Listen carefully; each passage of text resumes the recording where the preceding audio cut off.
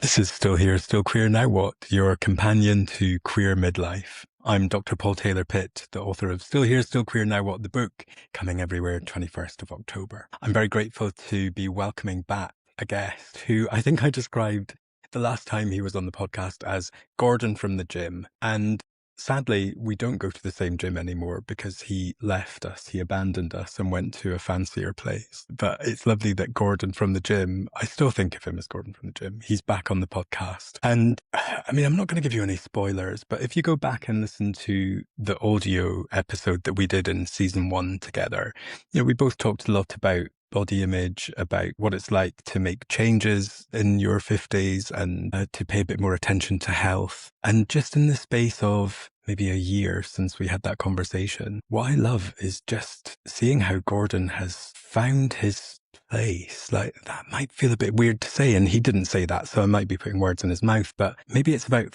he's found a way to occupy his space. And I came out of the conversation with Gordon just feeling like, wow, that's who I want to be when I'm 56. Like, to be in a place where life suddenly makes sense and things feel good and, the dial is in the right place in all the different aspects of life. It's so amazing. So I'm very excited for you to be able to listen to or watch this conversation with, I will always think of him as Gordon from the gym, but I'm also now going to think of him as Gordon who dropped food in Anne Diamond's lap. So look forward to that. Who are people meeting today when they meet you, maybe for the first time? I've had to do this a few times because we've had quite a lot of new starters at work. And there's that whole thing, can you introduce yourself and say who you are and what it is you do? Obviously, I've not gone into the detail of my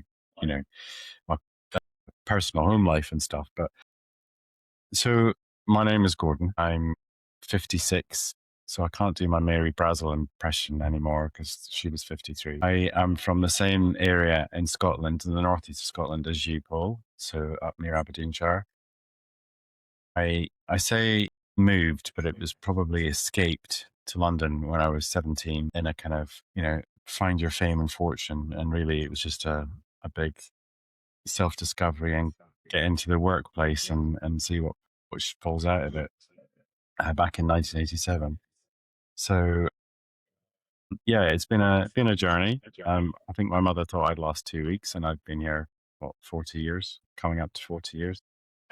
Wow. I know. Well, it will be, won't it, in 2027? Yeah. And I've just made my way. I've had plenty ups and downs in those 39 and a bit years. He probably would consider leaving if I got to retirement, but I'm not in any hurry. I feel I've established myself. I've got a good life on balance. Everybody, well, not everybody, but a lot of people want more, or they can be unhappy with their lot. But if I stop and reflect and look at other situations, I really don't have it that bad. And sometimes you do need to take stock of that. And that was probably something I was very guilty of not doing when I was younger. It was always like, why am I not earning this? And why am I not this thin? And, why don't I get the guy or whatever? But I've become a lot more, yeah, I'm okay. Well, and also the answer to all of those questions is, yeah, you got it. You're almost 40 years in London, in a good job, looking amazing, and you're married. Yeah, that's a change since we last spoke. Yeah, that was September last year. How was it? It was really good. Very small, up in Aberdeenshire. Kilts, of course. Family, very, very close friends. It was only 38 of us. Sorry, 28 of us. It was just everything that it could have been. I really wouldn't have changed anything. Yeah, it was good.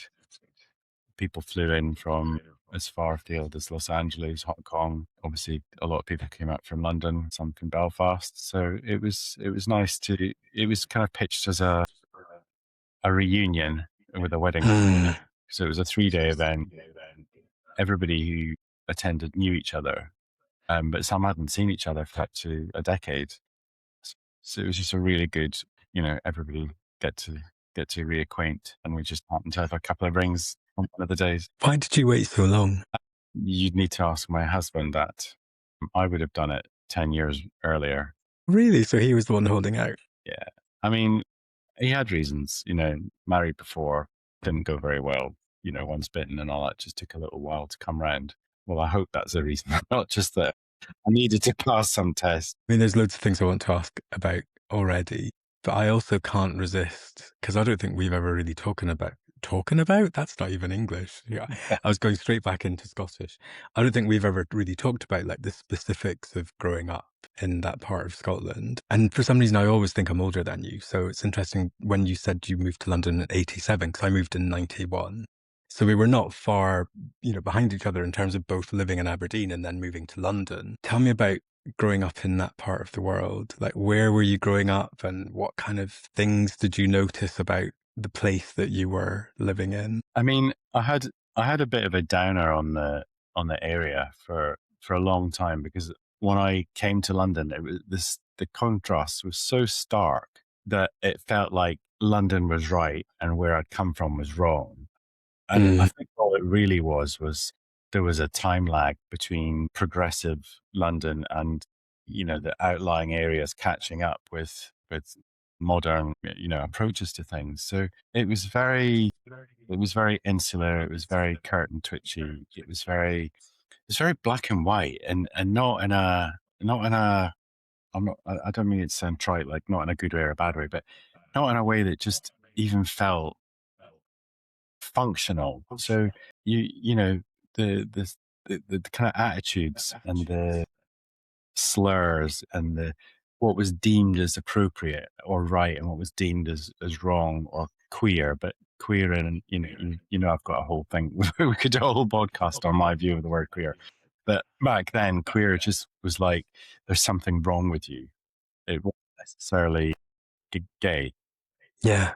and it just when I look back at the mentality of the people, and I'm not even just meaning school kids, grown adults would, the very notion that someone might be gay was just like, it was right up there with, Myra Hindley type, you're just, Mm.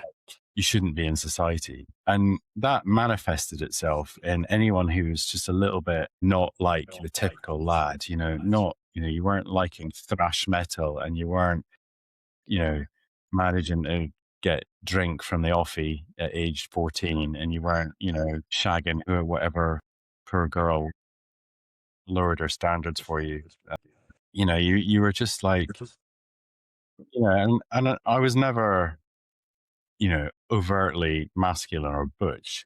I wasn't, mincing around the town either, but as far as they were concerned, I was because I wasn't in that gang of the aforementioned. So that whole attitude and bullying, the thing what made it really difficult was I didn't even understand why I was being bullied because I was too young to even know what gay was. But it was that whole you're not one of us, therefore you must be expelled or let's just punch you or throw your bike in the River Fintorn or just in whatever way is funny to make your life miserable. And that would be bad enough if you were, you knew you were gay and you understood why you were being picked on. But when you don't understand, it's really, it's kind of feels much worse because you're kind of like, what am I doing wrong? Is it, okay, just because I like ABBA and not thrash metal doesn't mean that, I don't understand why that's a reason to kick my head in kind of thing. So that was, Yeah, like you've got a sign on your back saying kick yeah, me, but you don't know it's there. And you're like, exactly. why are people kicking me? And no idea what's going on. Yeah. I mean, as I got older and realized that I was gay, it kind of made a bit sense. But then I thought, well, you guys don't know that I am. I'm only just realizing I am myself. So where has this come from? And they'd use words like, queer or poof, but they didn't even, I don't think even they knew why they were using those words. So I don't think they didn't, I don't think they, in their hearts, thought this human being is gay. I don't that, without sounding cruel back, I don't think that the capacity to process that, or comprehend what that was. It's just that it was different. And if they did have the capacity to comprehend it, then it becomes even more ridiculous. Like, why are we bullying this person? Well, because one day he'll be in a relationship with another man. Okay. They've never, that's a stretch. Well, exactly. It's like even if they understood it, it would become even more ridiculous that they had a problem with it. Well, like, I've tried to explain what I would describe as the Aberdonian mentality, like for years and years and years. And I don't know that I've been able to do it. The only way I can describe it was I remember once being in the car with two adults, not my parents, but with two adults. And we were driving along the road. And on the side of the road, there was another adult woman who had kind of parked her car and had just got out and was like sitting on a chair with her feet on the car. And I remember the person in the passenger seat going, "What's she doing?" And as we drove past, the two women kind of like locked eyes with each other. And then the one on the side of the road went, "Fuck off." And then this one went, "Fuck off." And I thought, oh, that's Aberdeen. It's like Hello. something happened. And rather than going in with curiosity, it was an immediate judgment of what's she doing?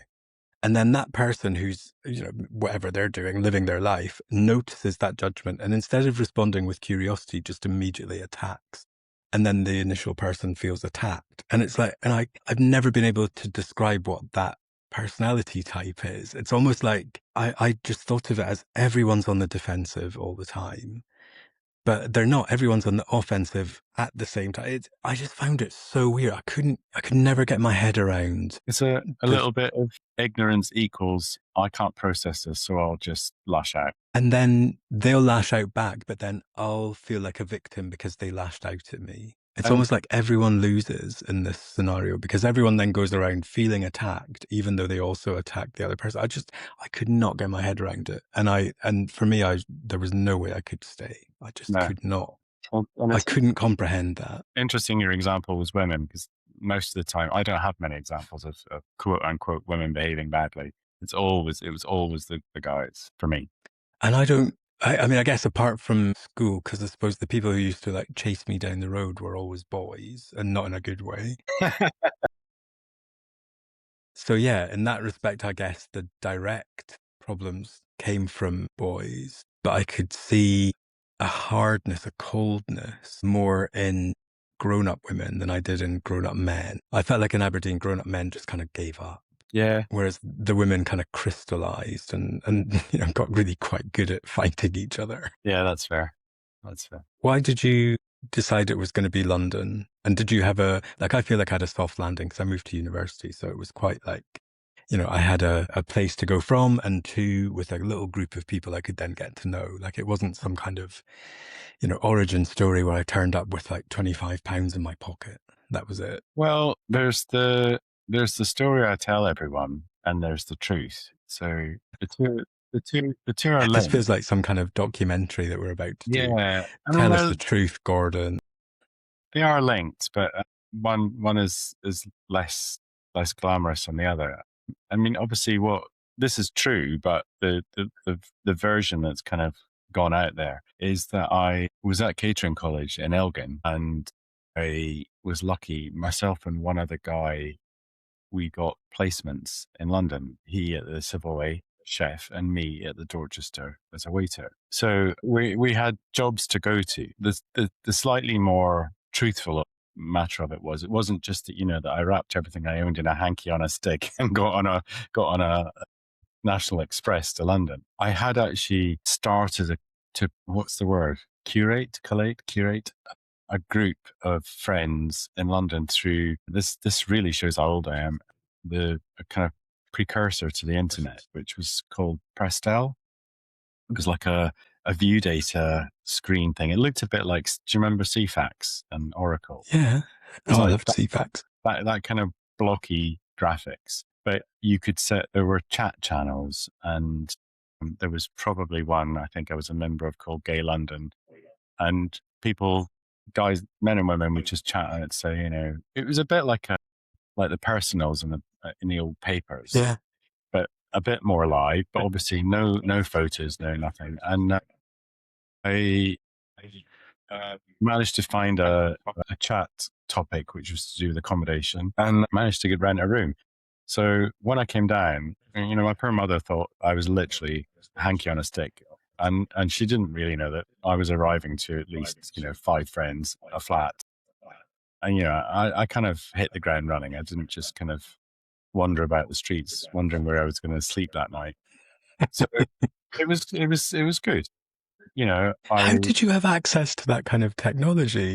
I had a BBC Micro when I was living at home and a modem. So my poor parents' phone line was never free for phone calls. I You was had a on it. modem in 1986. Yeah, and I was on it. How did you get that? I mean, I feel like you're telling me you've time traveled and you shops like discovered fire. shops like Tandy and stuff, didn't they sell them back then? I don't know.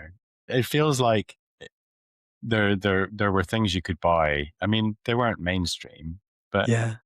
I had a computer and then I had a modem and I didn't have a monitor. It was a TV it plugged into. But yeah, I was online for a good year before I moved. I mean, this is deliberate. Like, this is, and again, at that age, to me, that speaks to someone who is committed, determined. But yeah, I was ready to not be, punched going down the street. I was ready to not have to get my bike out of the river. I was ready to not have to feel like a victim, because bless my parents, they did what they could, but my dad didn't want to hear that. Oh, I'd been, beaten up again, or I'd been chased down the street again, because his view was, toughen up, sort yourself out, give them back as good as they get, and I don't think a bitch slap would have really cut it with that. So Yeah. it was easier Or for me, a scathing comment about their fashion. which would have gone completely over their head. It was far But better. did you tell them why they were bullying you? Like, did you come home and say, well, this is what they said, and these are the names they're calling me, or was it just like they're just picking on me? I didn't. And that's a good question, because I said earlier that I didn't understand what the words they were using, what they meant. But probably by 1986, 87, I did know what they meant. So I certainly wasn't going to go and say to my folks, because I hadn't come out to them, they're calling me things that open brackets, P.S. I am, close brackets. So Yeah, it was more what I could leverage was other reasons to have bullied me. So because my parents were publicans, they were kind of public figures. So just because you were a public figure obviously meant you were rich. We weren't rich at all, but in the eyes of someone of that, mentality. So I could just say it, it was because they, they thought I was being snobby, or I was better than them, or I had money and they didn't, and blah, blah, blah. Yeah. To answer your question directly, I probably deliberately avoided saying why I was really being picked on. yeah. And it's like another layer of shame. Because I remember the feelings of shame I had about being bullied, which are bad enough. And then it's like, but I can't really even talk about that because then you're going to ask me why. Yeah. Yeah. And I remember one day, and like honestly, when I look back on this now, I think it's so telling because I was the only boy in my home economics class, and the teacher loved me because I was so well behaved. And I remember we were making eggs au gratin, which I'm sure in Aberdeen at the time was like an amazing exotic dish. It was like boiled eggs covered in cheese sauce. For some reason, my mum loved it. And so I remember, you had to bring your casserole dish and do all that and then wrap it and take it home. And I remember being chased home by these older boys who, should have known better. And so I'm like running home. And I remember getting in and my mum going, what's happened to this? Because it was such a mess. And I just had to say, oh, I dropped it. Because if I'd said I was chased home, that would have been a big deal. And if I'd said I was chased home because I'm gay, that would have been a bigger deal. And so it's almost like this, I don't know, for me, there was just this double layer of shame and secrecy where if I don't know, if I'd grown up with like one massive ear or something, and then said they were chasing me home because of my massive ear, my folks would have probably felt quite sorry for me, or at least, understood. Whereas I was just like, no, I can't even talk about that. Yeah. No, completely agree with that. I mean, I love that your first job was like working in Dorchester. Were you suddenly like, ta-da, gay heaven? Yes. And I didn't realize what I'd let myself in for. I mean, I'd learned civil service and, the right way to do things in my college course, of all places, in Elgin. And it was put to use on day one. I don't know if I told you this before, but I dropped a beef olive in Anne Diamond's lap by mistake while I was trying to silver serve. She was in the grow room. So that, yeah, my first week wasn't a huge hit, but But it certainly gave me an understanding for the finer things in life, because obviously I was surrounded by extreme wealth, but I was also surrounded by extreme fame. One minute I'd be getting a carrier bag for the Queen Mother. The next, I was serving Kylie, who literally was in Neighbours at this point. She was not that famous. And then I got groped by Rue McClanahan from the Golden Girls because they were over for the Royal Variety Show, and she grabbed my bum. It was It's very on brand for that character. it was. And it was just wall to wall celebs. And I think good thing about that was I became very grounded around famous people, and I wasn't one of those, there's such and such, because I was just seeing them every But day. there's Anne Diamond. Well, yeah, poor Anne. She was very gracious, I have to say. But no, do you know, My somewhere in heaven, tongues are, Victoria Wood is laughing because yeah. Victoria Wood hated Anne Diamond. And I love that she hated her, because I always think of Victoria Wood as someone who's just kind and gentle. But Yeah. apparently she just had this vendetta against Anne Diamond. She used to be the punchline in a lot of her jokes. And so I love that somehow you've just made her very happy. Well, to be fair to her, she was very gracious about dropping her lunch in her lap. And so for me, I'm going to show my Aberdonian ignorance. Was it just like wall-to-wall gay people in the Dorchester? No, not at all. There was definitely a mafia. So I knew who the other ones were in my team, whether it was at my level or head waiter level or whatever. But we were very insular back then. You weren't allowed to leave. So I worked in the grill room, and we weren't allowed to go to fraternize with the people in the terrace or the bar or housekeeping or any other department. You stayed in your lane. But it was just a different time. I think I was earning. I looked it up once. £8,900 a year plus tips, probably. I was out 3 or 4 or 5 nights a week clubbing, and I managed to have money to do whatever I needed to do back then. It was just bizarre. And where were you going out? We went to Benji's in Ryland Road. We did go to Heaven a couple of times. I can't actually remember the names of the places now. Madame Jojo's a lot, like 3 nights a week. 3 nights a week, Madame Jojo's. You cry, a round of drinks would be £8,000 around here. Yeah, so we'd be out till 2, 3 in the morning, home, an hour's sleep, and then back in for the 6 a.m. early shift. It's just crazy. I don't know how I did it. How were you showing up then? Like when I think about 17-year-old me showing up in London, I mean, what a disaster I was.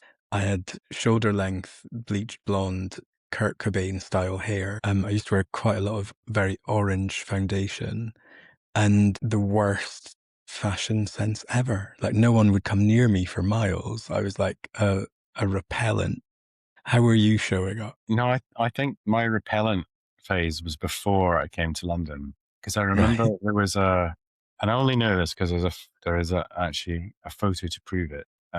There was a hotel in the town which had a disco one night a week, and there is a photo of me, and I was wearing a lemon cotton shirt with white jeans, white socks, and white loafers. And then there was a question about whether I might be gay or not. So there was that. And I did have big hair, big hair, like big hair. It might have even been permed. It was that big, Yeah. Yeah. But Well, by it would have had to be. the time I came to London, the Dorchester rules were it had to be short and sharp and tidy. So that was dictated for me. I remember once I forgot my hair gel, and the head waiter, the restaurant manager, he told me with all sincerity to go back into the kitchen and get some butter and pull it through my hair, basically, like Brill cream. And I think my lips must have curled up in different directions, and in abject horror, I'd rather have been fired than put butter. It just wasn't happening. I had white jeans when I was younger. And I remember we went to a wedding, and I don't know why, but because it doesn't make any sense to me, but I remember going to the day thing, and then we must have gone home to have something to eat, and then we were going back. Don't know why. And I remember I opened a tin of beans, and the lid fell and bounced on the floor and then just stuck itself to my jeans. And I was so sad. But I also had on a yellow silk shirt and a purple cardigan. I know. And then, kept it secret that I was being bullied. But I was so sad when that bean lid stuck itself to my jeans. It was the worst thing that could happen because I loved those jeans. Yeah, yeah. There's not much you can do. No. And thankfully, I don't think I've ever worn white jeans since then. What was it like? Like, were you, I mean, I know that in that time, there was no such thing as dating, but were you like seeing people? Were you like just a massive slag? Were you, I had a boyfriend pretty much as soon as I came to London for a what good. was he already set up on Prestel? Were you like, okay, I want a No, flat, he a was job, a no. boyfriend? He was from Keith of all Oh places. my God. I know, and he was actually a Met Police cadet. I don't think it worked out for him though, but yeah, no, as relationships last back then when you're that age and you're in London for the first time, it probably lasted a good 7, 8 months, which is probably years in real terms. Obviously, when that ended, I probably did become a massive slut because it was just too easy. You just bar to bar to bar to bar. I walked past a bar the other day and I remember it used to be called something like Revolution, or it was like it sold vodka, but it had tables all the way through, and they had phones on them, and you could phone from table to table. And I remember that because you know you would get phone calls, and then you'd be looking around the room to see who it was that phoned you. But yeah, I'm obviously went through that phase because I was 17 or 18, and I could. But I think in my being, I much prefer to be in a relationship. Hmm. No, I'm not a good slag. It takes practice. It's like getting to Carnegie Hall. I guess when I arrived in 91, I was very aware of HIV and AIDS and terrified of it. And so like a few years before, like 4 years before, were people talking about it? Was it part of the conversation or just something that people Yeah, were unaware of? I think the Tombstone commercial had been out for a year or two by then, and it was very long lasting. Who remembers a commercial now? I'd struggle to remember anything other than the PG chimps, but that one stuck, I think, with a lot of gay people because it was, I think it was John Hurt that did the voiceover. It was very, very powerful. And I had an uncle who had just died of AIDS, although family kind of covered that up and said it was something else. So yeah, it was very forefront. I don't remember it affecting my behaviors because like now it's kind of like people know what they want and they put out there what they want, whether they want safe or not. But back then, it was kind of in the circles I was in, safe was the default. There was Hmm. no one really talked about alternatives, and it might have just been because the whole thing was very fresh in everyone's minds. And I did lose a few friends within the first 5 or 6 years of being in London. They weren't old, you know. If I was 18, 19, 20, they might have been 28, 29. They were older than me, but Hmm. it was more understood rather than talked about. Mhm. Everybody just kind of knew. I felt it wasn't a topic of conversation. And how were you making sense of that? I think because it's all I'd known, because I hadn't really had any form of sexual contact when I was up in Scotland. So I'd arrived in London and I'd kind of, I think it slotted into that whole be streetwise. So, if you don't walk around with wads of cash in your hand, don't walk around swinging your mobile phone. Well, I probably didn't have a mobile phone back then, but, don't deliberately put yourself in harm. And I think that whole safe sex just slotted into one of those pockets. It didn't have its own ta-da. It was Hmm. more to be safe in London. You need to do this and this and this and this and this, and don't do this and this and this and this and this. So it was like your safety pack that you went out with. Yeah. But I don't ever remember it being spotlighted, other than Hmm. when something happened, like that big advert, or someone passed away, and there were always fundraisers. That's the thing I remember. I I spent if I look back now, even on my meager salary, I probably spent tens of thousands of pounds going to Stonewall equality shows or fundraisers for HIV and AIDS. And, you know, truthfully, yes, I was obviously donating for the cause, but the events were really good. So, so it's a bit like the lottery, you know, you're taking a chance on something because you might win something. It wasn't 100% altruistic. It wasn't your just take my money. So I take my money and sit me next to Ian McKellen. Yeah, or George Michael. Did you ever see George Michael in real life?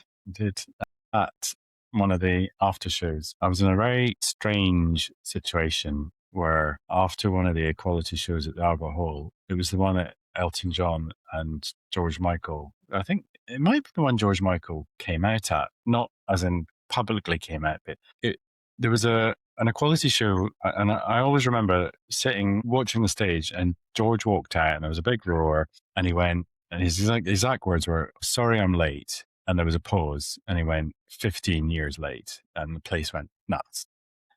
And the after show party, because you know, me being me, having to have the best of everything, I probably paid for the premium meet and greet and everything tickets. I was standing having a drink with whoever I was with at the time, talking to Lily Savage and Elton John, and George Michael was just kind of adjacent to us. But Julian Clary came over, and it made me laugh because he said to Lily Savage, "Oh, this is Gordon," because we'd met earlier, and Lily just looked at him and went, "I know, I'm talking to him." As if all that was missing was, "You knob, can't you tell?" And I suddenly felt elevated to minor celebrity for about 30 seconds. What was it like? I mean, I guess if you were used to being around people with that kind of level of fame, did you feel like you could just be yourself in that space? Because I know I would immediately just walk in and just be awful. Yeah, I think the Dorchester definitely helped, and other people's behavior definitely reinforced. Because one of the ladies I was with, I turned around and Elton had his back to me, and he was talking to someone, and he'd on these diamond earrings. I mean, they were chandeliers practically, and she just flicked it because to her, she was curious to see if there was weight behind it.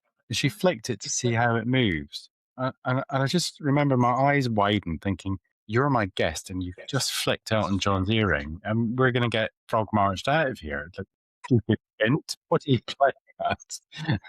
So, yeah, I think I've always felt okay. You probably don't ask me if I've ever been starstruck because I'd have to think about it, but maybe the Queen Mother. Oh, really? Yeah, because royalty, I don't know, felt like it was a different league because there's so many, you know, what you can and can't do, or what you should and shouldn't do, I should say. But very gracious. Yeah.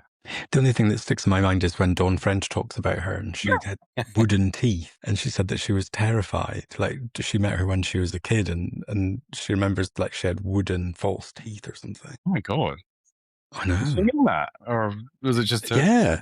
No, I think she was, I think it was a true story. Yeah, well, I'd be pretty terrified as well. Look out, it's the Queen Mother. She's going to chomp you with her wooden teeth. Yeah, no, that's Is there anything about that life that you miss? well, I miss that I could survive on 8,900 a year. I miss that I could go out 6 nights a week and not look like a bag of shit tied up ugly. It was very. It's going to sound a bit like I'm making this up, but there definitely was something about freedom about not having a mobile phone. There was, you know, if I'm out, I'm out, and if I bump into my friends while I'm out, that's great, and if I don't, I don't, and it wasn't a bad thing. You know, if I just, and I can't complain about this because I am glued to my phone, but through my habit and my choice. But I liked the fact that things just felt a bit freer, less rules, kind of just go with the flow. What's the worst that can happen? Yeah, because I guess the equivalent of Revolution Bar with all the phones on the table is people just going out and being on Grindr all night.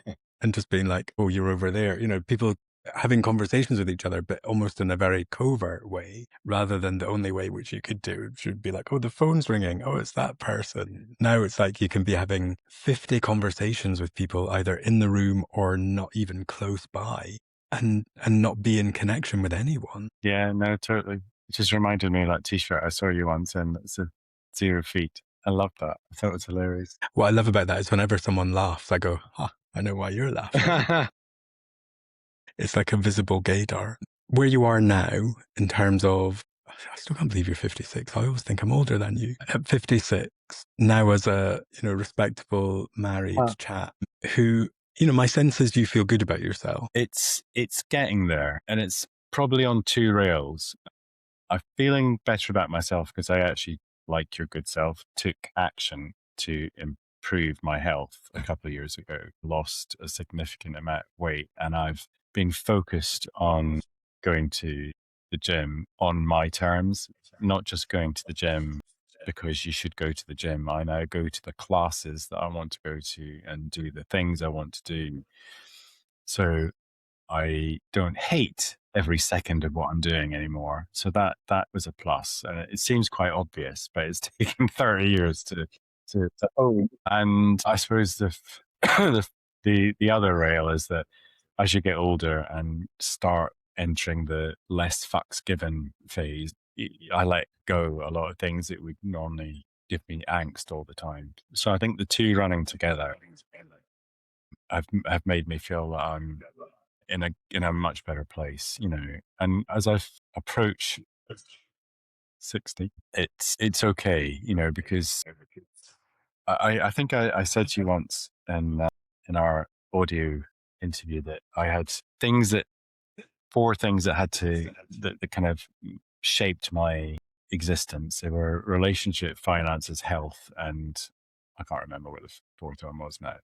And if more than two of them are off, it's kind of messed with me. And I think because my relationship is okay and my finances are okay and my job, that was it. My job is okay. And, my health and well-being are good. That's four ticks. So right now things feel okay. I don't know if they're valid metrics to go by, but you need something, don't you, to benchmark?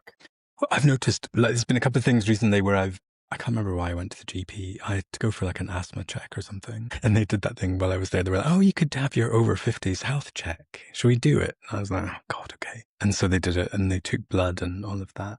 And then the results came back and everything was utterly normal. And I remember thinking, that's probably the first time in my life when I would have had those results. In the past, it would have been like, "Oh, you're at risk for this and you need to do this, you need to change that." It's like everything was in normal boundaries. And it's probably the only time I've ever felt happy about being within a normal boundary. But it really surprised me that it's taken this long to get to a place where actually, something as substantial as health now just feels like it's utterly average. Yeah. But, that's a good thing. You don't want extremes of anything when it comes to health. You don't want to be too thin either. Everyone thinks about, oh, I need to lose weight. And I had this real problem with weight. And I know that there's a bit of pushback now on blunt things like BMI, but I've been obese, quote unquote obese, for 30 years. And a couple of weeks ago, my BMI dropped to a certain level that just said, "Oh, you're overweight." I was overjoyed. I'm just overweight now. What difference does that make? How does that show up for you? I mean, that's more me just being, what's the word? Just kind of taking the piss out of the BMI scale because I don't even feel I'm overweight anymore, actually. I'm down to like 32 waist in clothes and I've had to replace most of my clothes. So, I'll kind of decide if I'm overweight or not. Thank you very much, scales. Yeah. But yeah, I'm going more now on how I feel rather than, what a BMI measurement tells me I should feel.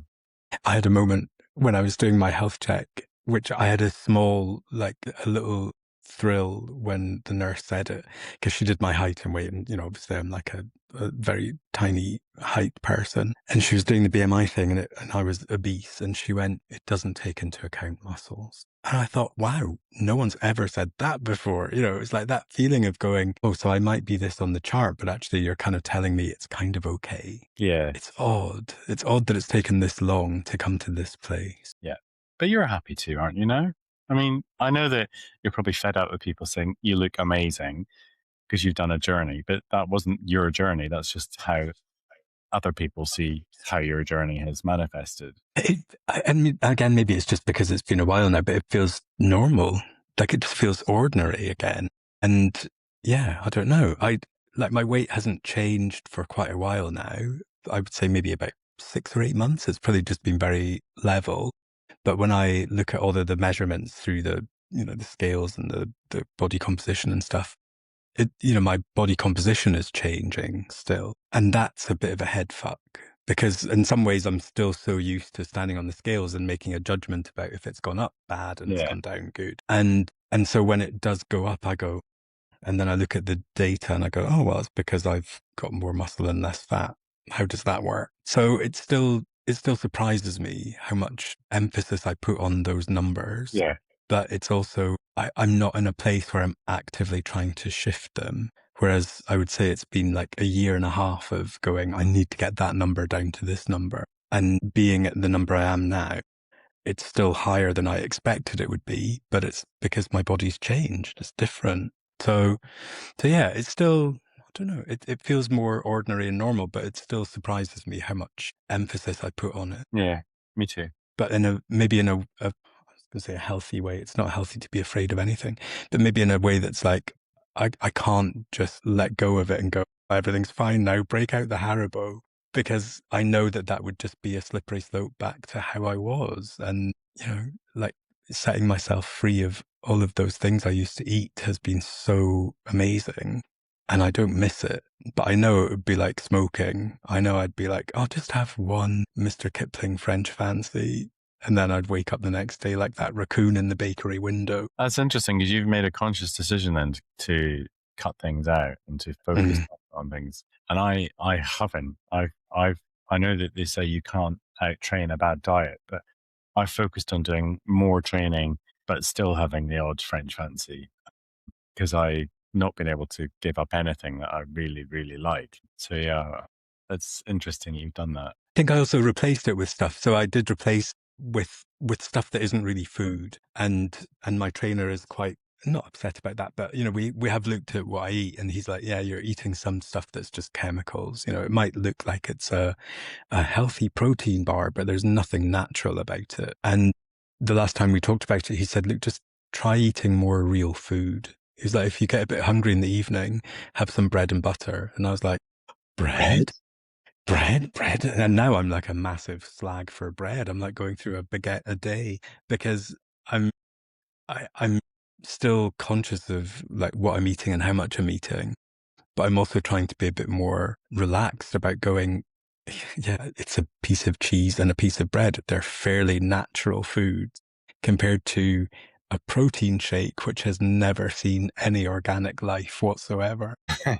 When you think about 60, and I mean, I find it bizarre that we're even thinking about 60. It's obviously not in the room yet, but it's on the horizon. What kind of stuff comes up when you think about what that's going to be like? Yeah, it's one of those things I really need to get over because my 30th birthday was really special and my 40th birthday was really special.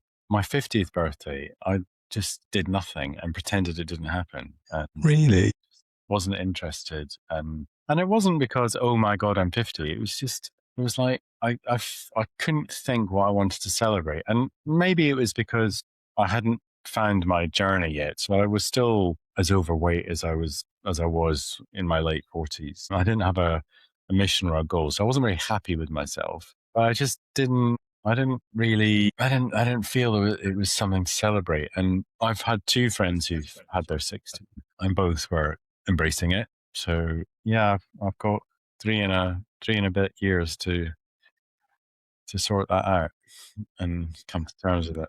What would it feel like if you were sorting it out and you got to that place? Like, how would you know that you got there? I wouldn't just hide my birthday on Facebook and on social media and pretend it didn't happen so no one could comment because they didn't know about it. Yeah, I would just take it on the chin for what it is. Did you ever send, like, when I think about that version of Gordon, arriving in London at 17, if he saw who he got to become, how would he feel about that? There would definitely be a full up and down wow, you got old. I think he'd be glad that I'm still alive because, London, anything can happen. I don't think he'd be, I think he'd be, pressed, not the right word, happy. I Hmm. don't think of the right word, but kind of pleased and acceptant and confident that, he will reach that happy age and have achieved something. But I don't even think it's easy to look back and say, if I could go back to 17 now, these are the changes I would make, like buying Apple shares or obvious things. Yeah. Tell Diana not to get in that car. But in real terms, I probably wouldn't change, the whole butterfly effect thing, probably wouldn't change much because where I've ended up now could be a lot worse if I'd made different changes. Yeah, it might have been better, but I like, who I'm married to, where I live, what I have around me, and all of those could be very different just on based on butterfly effect alone. So yeah, probably wouldn't change anything. Which you'd asked me 10, 20 years ago, I'd have probably changed everything. Love that. Because the older I get, the less I feel bothered about younger me. Like, he's gone, he's done, he's quite happy. But I often think about what that version of me would make of me now. And I think he'd be quite proud. I think he'd probably be a bit disgusted in some ways about how, apathetic I've got about certain things. But I also think he'd be like, bloody hell, you know, we did it. Like we survived and we got this far. And then I Yeah, think about, well, I wonder what would I say to 80-year-old me? I wonder what is going to happen in the next 20 odd years, because I feel like that's when things shift. And I guess, 17-year-old me would look at 52-year-old me and think, yeah, things have shifted. But I guess there's a point in life when, I don't know, I can't imagine that I would be going out I can't go out 3 nights a week now, but I can't imagine going out like 3 times a year when I'm in my 80s. But maybe that's just a lack of imagination. Like, do you have a sense of where you would like to see yourself in 10 or 20 years? I'd like to think that because that you're talking retirement then, as in not going to work every day. That's so weird. I know and I like the idea of having more time to do things like travel or more time to do things like interests and hobbies. But right now, I can't look that far ahead because I don't have a pension ready to consider that yet. So I know that I'll be working for the next at least 15 years, at least 15 years. And the way the government's going, probably 20 by the time I get there. So I'm not thinking about it. I don't know if it's deliberate or if it's just because there are more pressing things in the now than there are in the 15, 16 years ahead. But I don't want to be someone who is retired but can't do stuff. So I'm not one of these people who's looking to retire early just because I want the time. If I can't do something positive with the time, then I'd rather carry on working. Yeah, I mean, I think for me, working is good for my health. Like, I think if I had nothing to do, I would just like curl up in a corner and die. And because that's dramatic. But I think what I'm also getting more aware of is the difference between life expectancy and health expectancy. Because I might talk about, oh yeah, I wonder what it's like when I'm 80, but I don't want to spend the last 10 years of my life in bed. I'm becoming much more conscious of how do I not necessarily just live longer, but how do I be healthy as long as possible? Yeah. And that's maybe shaping how I'm showing up and the kind of joy I get from going, all my test results are in the normal range. Because I think if I'd carried on in the way I was going, I would have had a much shorter health expectancy. I might have lived just as long, but I would have lived it in a very different way. Yeah. Yeah. And I don't think 17-year-old you or me would have processed that. We were like, we're out 6 nights a week. What are you talking about? Yeah. Yeah. Smoking, drinking, because you feel invulnerable at that time. That was one of the things when I was doing my over 50s check, and it was like, oh, have you ever smoked? And you say yes. And immediately your score goes down. It's like, well, tell me then. Go back then and tell me, do you realize that in your 50s, your score will go down just because you're smoking now, even though you give up later on? And, but I guess you can't live your life knowing what's going to come. No, yeah, absolutely. And how boring would it have been if that had been the case? What if I was to ask you this time to finish the sentence, And you can use the word that you're comfortable with. I'm still here, I'm still queer, and how would you finish it? Well, I can't remember what I said last time, so hopefully it won't be a repeat. But I think it's, and I'm still doing it, still getting on with it, and still enjoying it. I don't want it to sound like a rehearsed or trite soundbite, but at 56, 2 months away from, or 3 months away from 57, it is still here, still queer, and still just getting on and doing it. There's no reticence. There's no slowing down. That's it. There's definitely no slowing down. If anything, I'm doing more, moving more, and, just generally expending more energy now than I've ever done. So yeah, I feel positive about the next 10, 15 years. I, I love that. I don't feel I'm going to be one of these people that's, hunched in a chair, just rocking, at least not until I'm, 96. Or unless it's a choice. Yeah. Yeah. Yeah. True. It's a vibe. It's like, that's who I'm going to be. I'm just going to be that little crumpled up man rocking. Not us. Well, who knows? I'm so glad that we were able to catch up. I miss you at the gym. I really miss seeing you at the gym. And I love that we can still have these kind of conversations. Like, it just feels like we're picking up from whatever it is, 3 months, 6 months, it doesn't matter. But yeah, it's lovely to have this time with you. Thank you, Paul. It was great.